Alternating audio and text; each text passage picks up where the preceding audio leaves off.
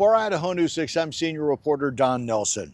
Just when you thought the Idaho-Utah border wars were over, on Tuesday we reported that Utah reached an agreement with Idaho over water rights on the Bear River that flows into the Great Salt Lake. House Speaker Mike Moyle on Wednesday said that's not necessarily true. We have not made any deals with Utah on our water. We're not giving Utah our water. On Tuesday, we reported after weeks of interstate tension over Utah's proposed gas tax and Idaho's threat to withhold vital water rights to the Great Salt Lake, the two state governments appear to have reached an agreement. Or have they? And there's a lot of press releases down there that somehow Idaho has signed or has some kind of agreement with the water and Utah.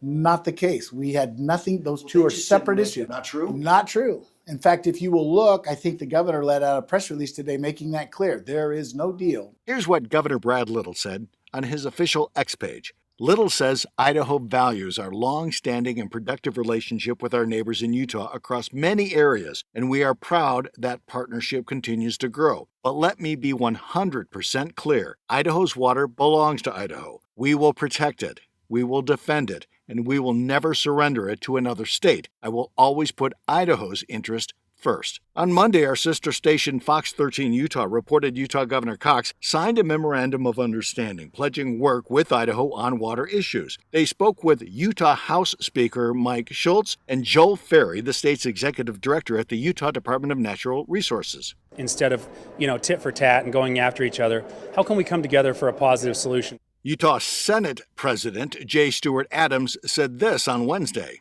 Usually when you talk water, you talk to a guy and he hits you with either a pony shovel or he hits you with a shotgun.